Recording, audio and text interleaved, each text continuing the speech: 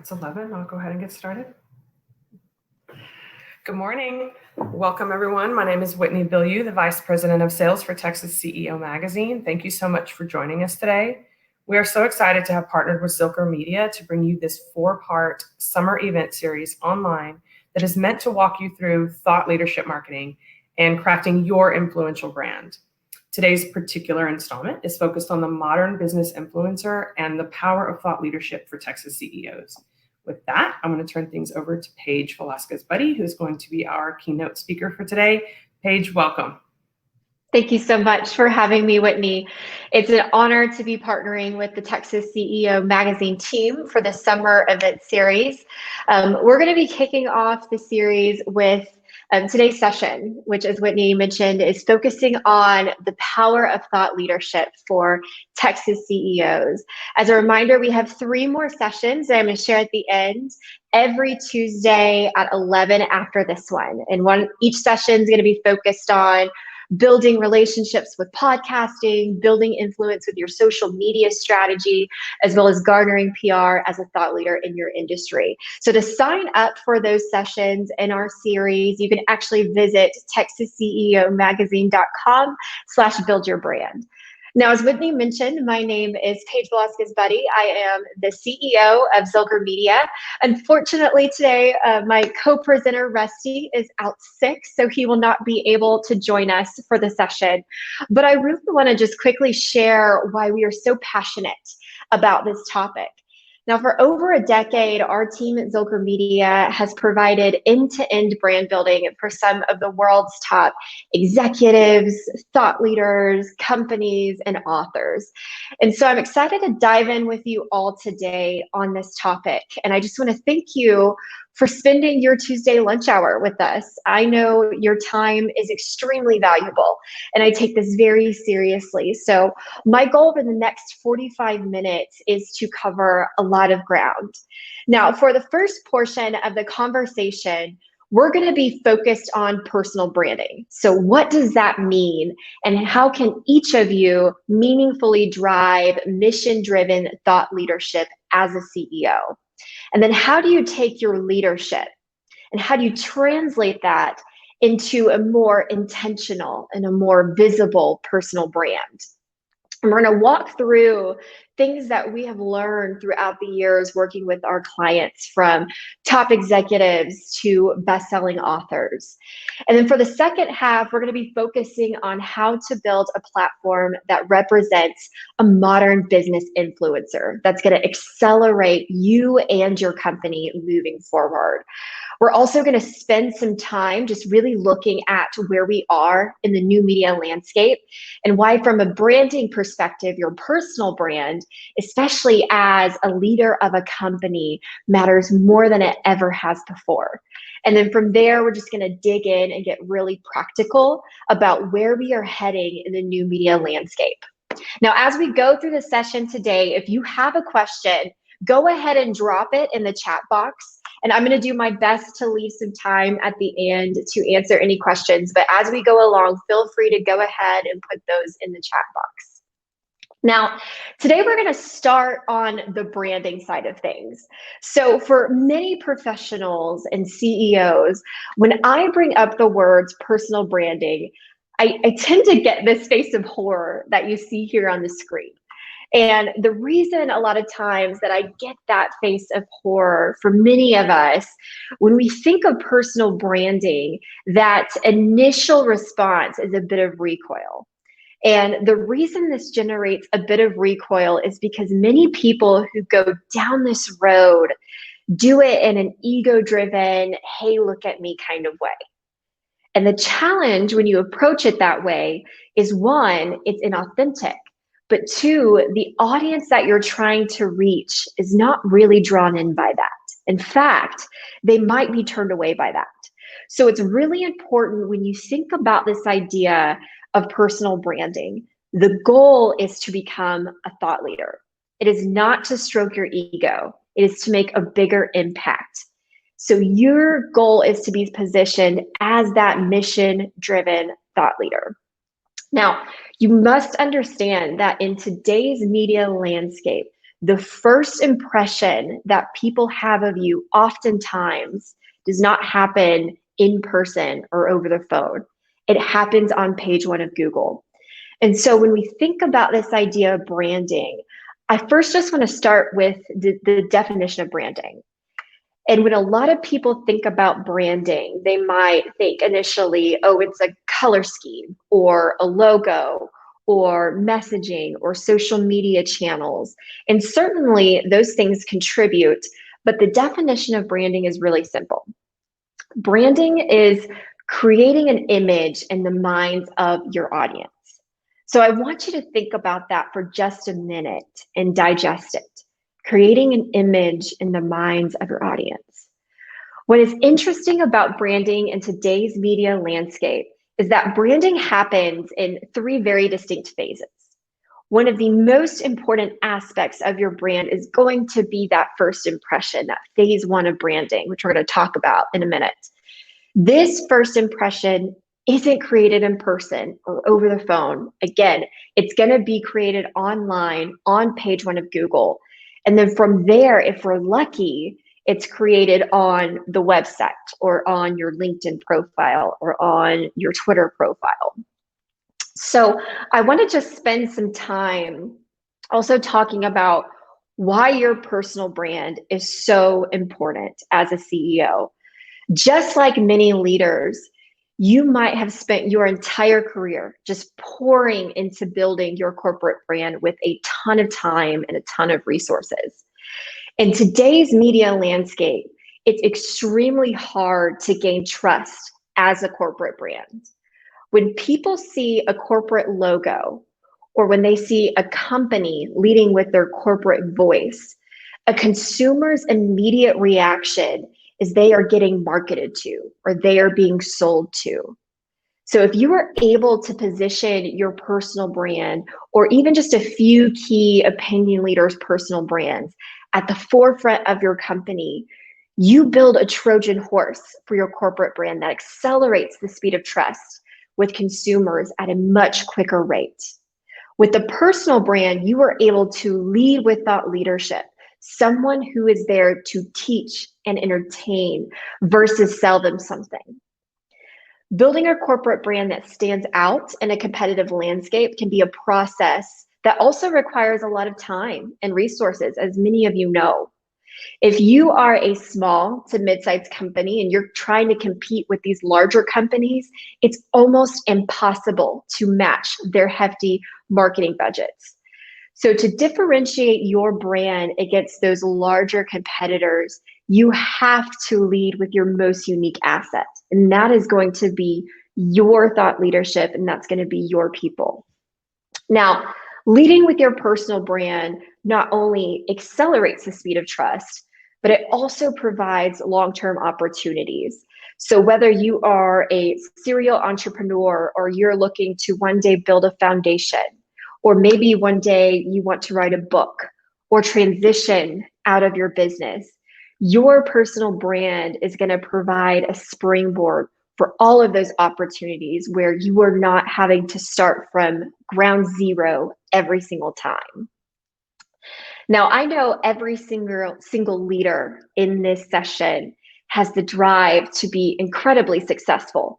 So my question for you is, are you owning your first impression? The image that you are creating in the minds of your audience, are you owning that? Or are you letting others create that first impression for you? So letting past press hits dictate your brand, sound bites, people talking about you online or about your corporate brand. Are you doing everything that you can to control that first impression? And then my next question is, as you work to own that first impression, what is your personal brand mission? So what is the image that you're going to be creating in the minds of your audience? And how does that image tie back to your company and the work that you're doing with other initiatives in your life as well? So as you think of your personal brand, I want you to think about your brand almost as the hub of a wheel. And the different initiatives or companies that you are a part of are spokes off that hub. And that's going to be what creates your holistic personal brand. And you're acting as the hub, as an on-ramp to every single one of those initiatives. Now, on this next slide, this is what we call the brand power circuit. So this graphic represents the 3 phases of branding that I was talking about earlier. Now, ultimately, you need all 3 of these phases working together to reach full power with your brand. So as we go through this today, I want each of you to kind of just do an audit of where you currently are on the branding front. Now, phase 1 over here, this is what we think of as the attract phase. So phase 1 happens before I work with your company, or before I buy your product, or before I read your book. So in phase 1, the image that you create in my mind, again, isn't created in person. It is created online on page 1 of Google. And then from there, it's created hopefully on your website or your LinkedIn profile or your Facebook page or your Twitter profile. And that initial image in phase 1 is either going to be congruent with the actual quality you are going to deliver once I work with you, or it's an image that is either non-existent because I can't even find you, even though I know your name, or if I can find you, the all too often result is what I find does nothing to accelerate me into phase 2. In fact, rather than differentiating you from other successful businesses or other successful CEOs, you're actually positioned as a commodity. Now, phase 2 is going to be our activate phase. So this is once I work with you or I buy your product. And the image you create in my mind in phase 2 is either connected back to the answer of one simple question. And that is, did you over deliver on my expectations or did you under deliver on my expectations? Now, I talk with many business owners, CEOs who say, listen, we don't have to worry about phase 1. My business is driven entirely by referrals. And I'm just going to keep putting my head down and over delivering in phase 2. And that's all I'm going to worry about because it's working. Now, for these leaders, what I'll say there is, hey, awesome. Y'all are obviously doing a great job. But how many more opportunities would you have if the people who were being referred to you that never actually pick up the phone and call because that phase 1 image, when they searched you online, is either non-existent or it's commoditized? And so the question I want you to ask yourself in phase 1 is, are you positioned as an authority, as a thought leader in your space? Or are you positioned as a commodity, one of many? Now, once somebody crosses from phase 1 into phase 2, the question I want you to ask yourself is, again, are you providing a powerful experience? Now, the important question on the branding front is going to be this phase 3. So this is the amplify phase. This is kind of what we call also our word of mouth bridge. Business owners who rely only on word of mouth, the challenge is this: you have no direct control over whether or not that phone rings. So ultimately, you are leaving it up to happenstance if word of mouth happens. Just hoping that your customer is at the right dinner, sitting next to the right person who is looking for your services, and your name comes up. You hope. The question I want you to ask yourself is, are you doing anything intentionally to empower your customers to amplify or talk about their experience with you? And I just want to give you a really quick example. This is one of our favorite examples that we've seen from a space that is very difficult to generate referrals, and that is in orthodontics. Now, if you can imagine, as an orthodontist, your business is driven largely by referrals. In most offices, the way that they generate referrals is as soon as you're done with your appointment and you get your braces off, you walk up to the front desk, they take your final payment at that front desk, and then that person is trained to say, hey, our practice runs off referrals. If you know any other parents that are thinking about putting braces on their kids, please share our business card with them. One orthodontist decided to do things a little differently. In the middle of the practice, he put a big gong, like the ones that you bang. And what they did is they kind of sat down with their team and they mapped out their patient journey. And they said, at what point is our customer the most happy? Which is when they get their braces off. So what happens when a patient gets their braces off is everyone in that practice stops what they're doing, no matter what they're doing. And they have that kid go up there and bang the gong for everyone, and they all clap and cheer. And of course, right behind that gong is branding for the practice on the wall. And the parents cannot get their phones out fast enough to video that moment. And then from there, they're sharing it to Facebook and they're sharing it to Instagram, and they're tagging the practice location and sharing all about their experience.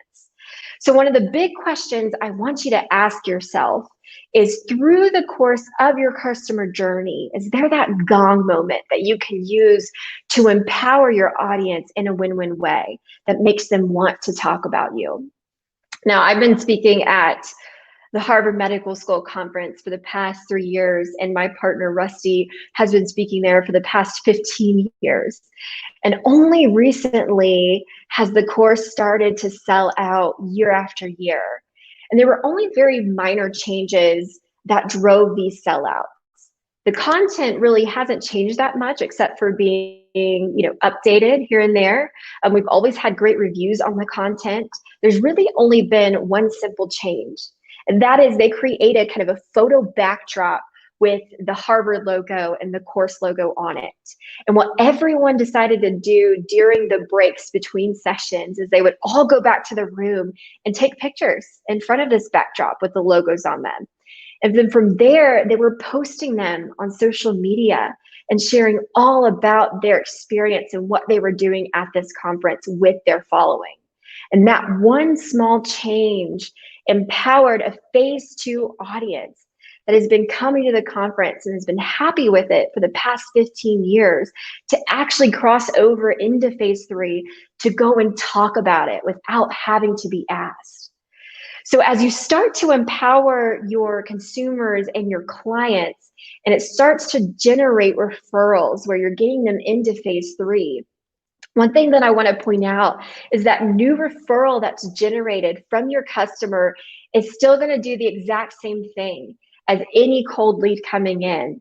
They're going to be entering phase 1, and they're going to be looking around on their friend's recommendation online. So you must have a good phase 1 image on page 1 of Google. So over the next couple of slides, we're going to just walk through what we call an online brand audit. So I want you to mark areas as we walk through this that might need attention to create that best phase 1 impression.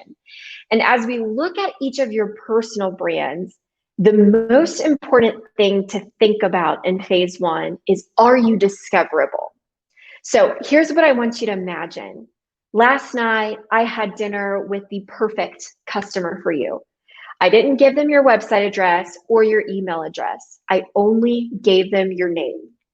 Now that customer, what they're going to do is they're going to go home and they're ready to find a solution to their problem quick. So the first thing they're going to do is open their computer and they're going to Google your name. What I want you to ask yourself is, can you be found?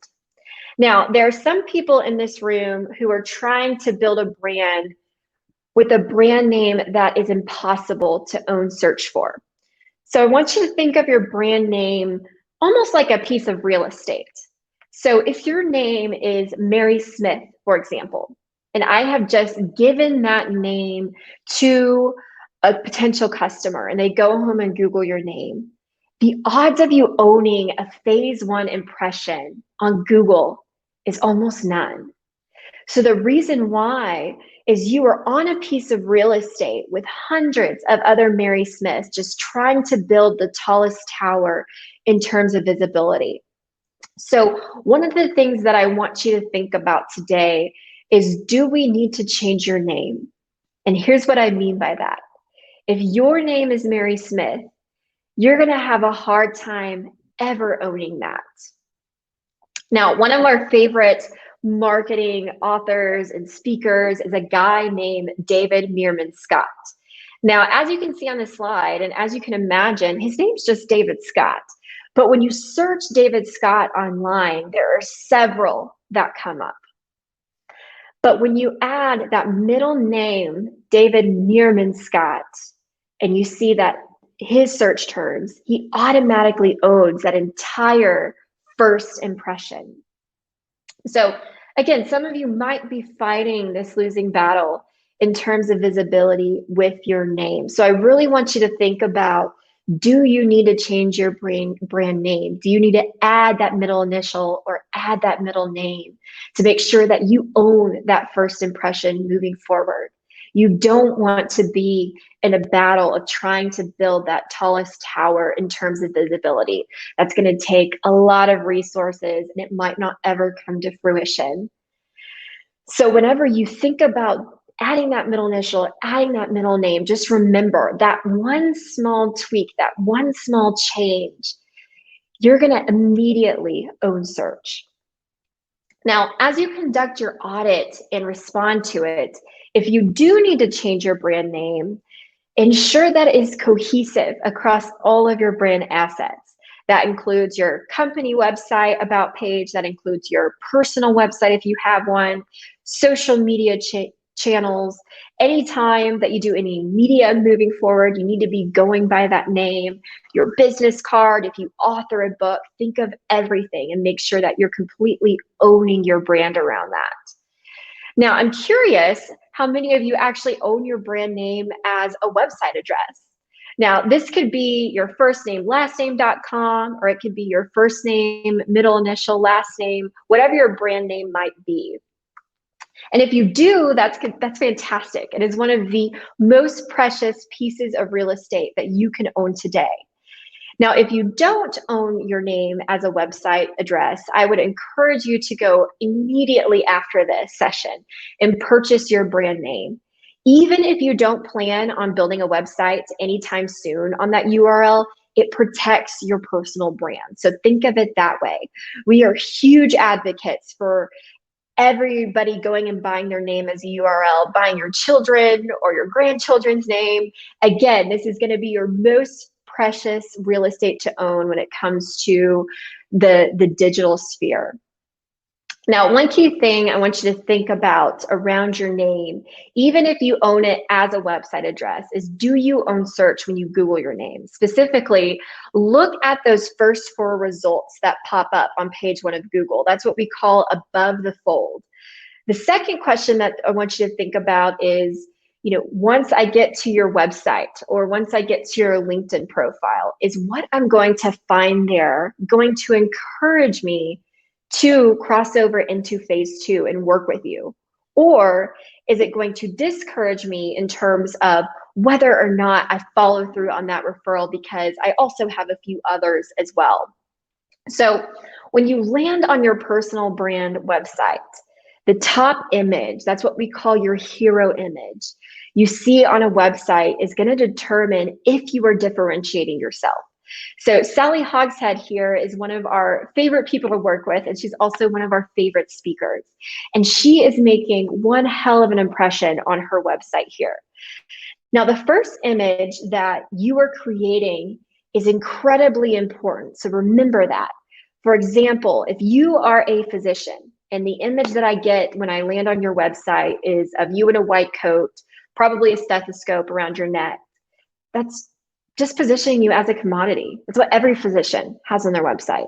As a CEO, it's going to be most likely that nice generic business headshot that every other CEO in the world has. So one of the big principles in the world of branding is what we call authority by association. So I have no idea who you are when I land on your website, but I sure do know Nike, I know Godiva, I know Harry Winston. And so what happens when you're on a stage or you're in an interview and there's a logo behind you, or you put those media logos up at the top and you see TEDx or CNBC, your image is along for the ride with whatever logo that may be. One of the pieces about this online brand audit that you're going to be doing today that I want you to take just a very hard look at is what image are you creating in the minds of a potential customer? And is that image the first time they're seeing a picture of you? Are you accelerating the speed of trust with other brands that they know? Are you utilizing those to accelerate your speed of trust? Our ideal website that packs a punch at first glance really includes three things. At the very top, we want to see that image of you in action on that hero image. We want the logos behind you, or we want those logos right underneath the image. Now, for some of you that are just starting to think about your personal brand, maybe it's what you've done with your company, and you can utilize those logos as well. Those of you who have been building your personal brand, I want you to think about in 2021, what do you want to do, whether it's speaking or more press as a spokesperson for your company or foundation, and decide what past opportunities are most like the ones that you're going after that your audience might be interested to determine the logos that you want to showcase moving forward. And let's put those right out front. Now, a lot of business leaders make the mistake by saving everything for their professional biography. And that's where they put all of their authority by association. And that's going to be located on your about page. But I promise I won't get to that bio to take the time to read it unless that image is instantly created in my mind when I land on your website. Statistics tell us that we only have milliseconds when someone gets to your website to create that image. So we must do that right up front, and we must do it visually.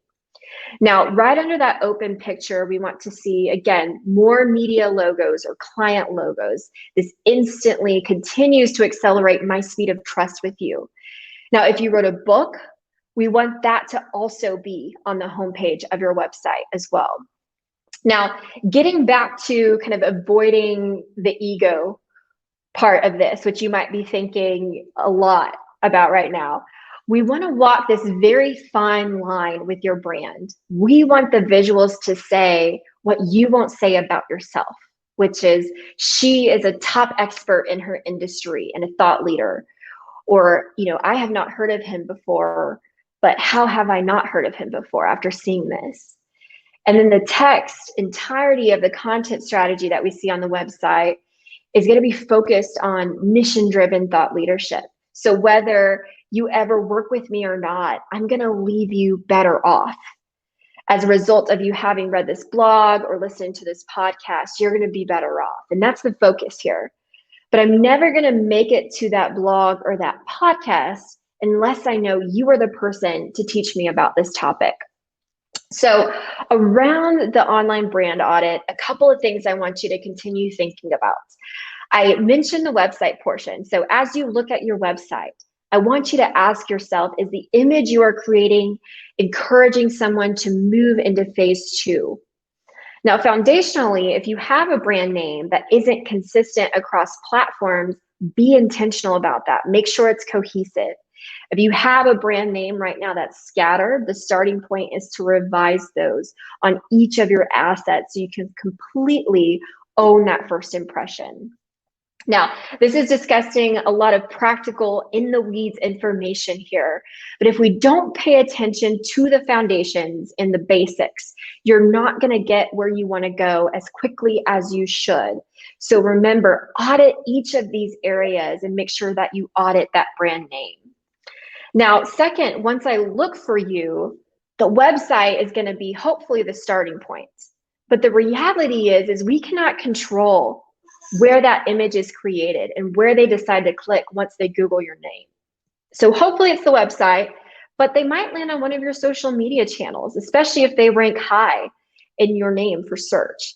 So if you haven't been on your channels in several years, but it ranks at the top of your Google results, you've got to pay attention to what image that's creating in their mind. So for example, the header images on LinkedIn and Twitter, if you're not using that as a space to create authority by association, you are making it harder on yourself than it should be. Another thing to think about is maybe you had a previous marketing agency, or maybe you did a video several years ago. Maybe it was from 2010 and it was bad lighting and bad messaging, and it's not putting the best foot forward for you, but it's coming up under video searches whenever someone Googles your name. Make sure that every image that you can control, we are using it to accelerate trust, not causing someone to question whether or not they should have you on their board or book you for a media appearance. So look for all of those old blogs that might be up there, old videos that might be up there, and take them down. And make sure you're revising all of your cover images. So for example, on Facebook, it shouldn't be a photo of your last beach vacation. It should be a photo that is accelerating speed of trust and utilizing authority by association. Now, I want to dive in next and just talk about the new media landscape and really where we are today. Now, several years back, if you wanted to get a message out at scale, there were really only two ways to do it. One, you could either rent coverage by buying it in an ad or a magazine or a billboard, or two, you could be interviewed and earn your way onto that media outlet.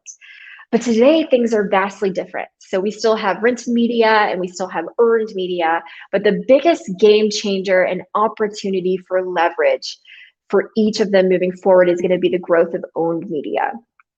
So let's talk through each of these areas really quickly in the new media landscape. So we'll start with rented media first. The definition of rented media, these are all the messages that go out where you fully control the content, but it lives on someone else's platform or real estate. So someone else owns this audience. Now, advertising is the obvious one here. You buy an ad, you control the content of the ad, but it goes to a platform that somebody else owns the audience. Now, other things that live up here are also your social media channels. So this includes your LinkedIn, your Twitter, Instagram, Facebook. Now, some people say, okay, I get advertising, but I don't understand social media. Those are all of my connections that I own. Those are all of my friends, right? Well, we learned this lesson the hard way. We had a client that we have been working with the past 13 years, and we had grown their Facebook page several years ago to over 1 million people. And so we were able to garner a lot of engagement, garner a lot of sales through Facebook and that fan base that we built up for them. But as some of you might remember, in the fall of 2013, overnight, Facebook completely flipped their algorithm. And they said, okay, that's great that you've built over 1 million followers on our platform, but we own our platform. So you're gonna have to pay us in order to access this audience that you've built up. And that's where we started to see a lot of social media channels shift into this pay-to-play model, especially for brands. So rented media is extremely important for your strategy, but you've got to remember you can't have all of your eggs in that basket because you don't own the platform. Now, talking through earned media quickly, the definition of earned media is going to be being invited onto someone else's platform or stage to deliver your message. So giving the audience the impression that you have earned that opportunity. You're all probably most familiar with this one. This one is going to include your speaking engagements, PR, awards, if you publish a book, or client referrals. Now, because this category does more for credentialing you, a lot of leaders will typically lean towards putting all of their eggs in this basket. But if you put all of your eggs in this basket and you're only focused on earned media, the limiting factor here is you do not have direct control in the category on whether or not your message goes out. You have indirect control in the fact that you can write a really good book or you could give a really good interview. But the problem is you have to sit back and hope that that interview request comes in because somebody else did something. So I want to look at the last portion and spend some time on owned media. Now, the definition of owned media are all the assets where you fully own the connection to your audience. So this is going to be your website. This is going to be your email list, your blog, as well as your physical mailing list if you have one. Now, the mistake that we see most thought leaders make when they build their own media, when they build their website, is it's built like a virtual brochure. So you go on the website, you can read a little bit about who they are, what they do, the services, and then at the end of your journey, the only option is to be ready to click and buy or to click out, just like you would do with a brochure. You got to be ready to pick up the phone or you throw it away. And so whenever you're looking at building your website, think about that. Think about, you have to find a way to extend your interaction. Even if I just listened to you on a podcast interview and I was interested in learning more, most of the time, I'm still not going to be ready to buy when I visit your website for the first time. So you've got to determine how can you extend your interaction with this person over time so that you can nurture them. So the way I want you to think about your owned media here is everyone has three audiences in place when it comes to your owned media. And I want you to visualize here this image as kind of a virtual stadium. And we have a 50-yard line kind of cutting it down the middle. So pictured up top here is going to be our audience one. And I want you to consider everyone in audience one as someone who has purchased from you, whether they worked from you or bought a product in the past. Now, there's a certain number of people who were right up here in your audience one. So I would encourage you, if you're taking notes, to write down what that number is. Now, as we go down, kind of past that 50-yard line into audience two, on the other half of the stadium over here is everyone that's sitting you today that you own the connection to. So they're on your email list or your physical mailing list, but they have not purchased from you yet, or they haven't become a client of yours yet. They've not crossed over into that audience one, but they're paying attention, and we have an opportunity to nurture them over time. My hope is that each of you also have a number associated with audience two. One of our biggest focuses today is growing this side of your stadium. Now, audience three, as we exit the stadium, this is everyone who falls in your target market and could benefit from your message, but doesn't know who you are yet.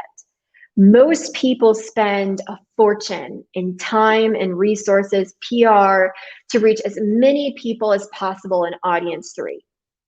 And they're driving them back through the stadium, typically through a website where the only thing for them to do is immediately cross over into audience one and buy, or to exit the stadium. And trying to do a 3-to-1 conversion is almost like throwing a Hail Mary across the stadium and just hoping it sticks. So the shift I want to encourage each of you to make today is the goal of marketing is not this 3-to-1 conversion. The bigger area we want you to focus on is how do we give people a reason to move from your audience three and take a seat in your audience two so that you can extend your interaction with them over time. And the way you're going to do that is through the right lead magnet. So I want to spend some time just talking about this 3-to-2 conversion and how you can take someone who has never heard of you before that you've reached through a podcast interview or an article on LinkedIn, and how do we give them a reason to get up out of their seat in a stadium that LinkedIn owns and follow you back to your stadium. And the way you do that, again, is through that really good lead magnet. Now, there are 3 categories of lead magnets. Category 1 is going to be your basic click here to join my newsletter. The text normally just kind of has this right directly on the website. Category 2 is what we see from most thought leaders, and that's that click here to download my free guide, my free white paper. And certainly that works better than category 1. But what we found throughout the course of my career is this works really well for more well-known kind of celebrity clients. There's enough brand recognition there that someone is willing to take a chance on that exchange of information. If you are just starting out building your brand, you don't have enough brand recognition to make a category 2 lead magnet successful. Now, what we're seeing a lot of success in right now is going to be more of this category 3. That's going to be your interactive content.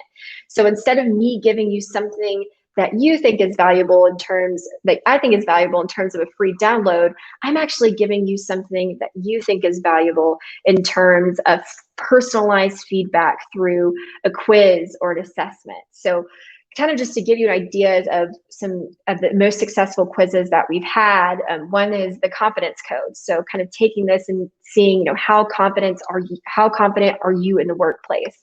Another one is the narcissism test. So looking at, do you have a healthy level of narcissism? And these quizzes have been taken, I know the confidence code over 200,000 times. Most of our quizzes have been taken several times. So think about, what is that right lead magnet for you moving forward? Now, one of the biggest shifts that we've seen in the media landscape is we as consumers of media are increasingly moving our attention away from large generic media for two reasons. One, we're increasingly projecting bias and filters on what we're consuming. And two, much more important, when we invest an hour of our time consuming large generic media, we only get a fraction of the value for our time investment. So think about, as we're redeploying our attention away from large generic media to now what we call micro media, these are going to be individuals that we perceive as more trustworthy, interesting, and entertaining than what we can consume from mass media. One piece of encouragement and empowerment for each of you is to really understand your audience is more interested in learning from you, someone as they perceive as a thought leader or an authority who is teaching them something rather than selling them something.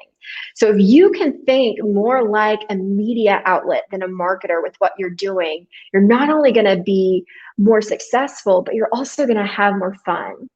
So when we look at building influence online, we want your audience looking to you exactly the same way that they would look at Business Insider or Forbes. Now, as we dive into content strategy, for some of us, that knee-jerk reaction to content marketing is, okay, I need to start a podcast, or do I need to be starting YouTube? What channels should I be on? And the much more important question is not to ask where, but to ask what. So what kind of content is your audience looking for? Now, the way I want you to think about your content strategy, kind of going back to this idea of thinking like the media, is kind of thinking like you're the editor of your own personal newspaper. And there are really three categories that you need to focus on. Category one is going to be you-driven content. This is going to be all the content that connects back to your intellectual property. This is your methodology, lessons learned, personal stories. Now, one key thing to remember with you-driven content is we only want this to be 10% of what you're putting out. We do not want to fill your newspaper with promotional ads or completely op-ed. So remember, 10% of you-driven content. Now, category two is going to be news-driven content. So when you think about newspapers, they're constantly writing about breaking news items. News-driven content falls kind of into one or two subcategories. It's either calendar-driven, meaning that it's based on the time of year, you know what is front of mind for your audience, or much more important, it's headline-driven content, meaning we want you to be thinking about right now, what is your audience most worried about? What are they paying attention to? And how can you, as the expert in this space, help them analyze that situation and give them value on it? Now, the last category for many of you is going to be the most important, and that's also going to be the most fun, and that's going to be relationship-driven content. My favorite way to use content marketing is as an excuse to reach out to somebody that I want to build a relationship with. So for example, if I were to ask you, what are the 25 most important relationships for you to build in 2021? I believe each of you could give me a list of 25 names. Now, the idea is to involve as many people as you can in your content strategy to broaden your relationships and network, while also giving your audience valuable content. This is the modern version of referral marketing. So instead of a salesperson to prospect interaction, we actually want to flip this. We want you to have a peer-to-peer conversation. And whether you do that via podcast or interview series, we're actually going to spend our full next session next Tuesday on this. I want you to go to somebody and say, hey, I would love to have you as a guest on my podcast. Now, when you're interviewing somebody, what happens is you have a conversation about a topic that you both bring expertise on. At the end of that interview, when the link posts to your website, that person is going to promote it, and they're going to point their audience back to a stadium you own. And when they share it, they're also going to share, the impression and the level of the conversation, and look for ways to reciprocate moving forward. Now, some of you might be thinking, okay, I can't just reach out to cold leads. But the idea around this is start with people you know, and then use that authority by association when you reach out to colder leads moving forward. Now, we're not going to get into channels today, but I did want to spend some time specifically on LinkedIn. As you're doing your online brand audit, focus on LinkedIn. If you do not have a website, this is going to be your home base moving forward. We're going to spend a lot more time on LinkedIn and the strategies there in our session moving forward, but I want to spend time just making sure if you're doing an online brand audit, focus heavily on LinkedIn because this is going to be your home base moving forward. Now, as we discussed earlier, the quickest way to credential yourself is going to be through earned media. So really focus on how can you build that name recognition moving forward.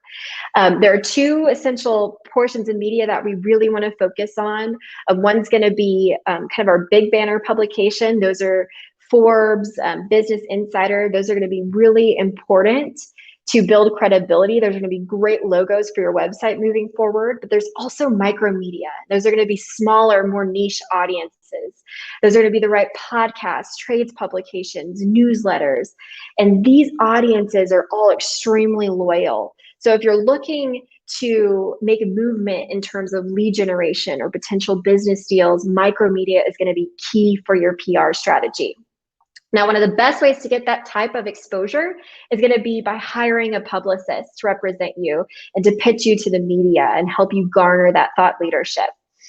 So we're actually going to be spending our last session of the series focusing on how to garner PR as a thought leader in your industry.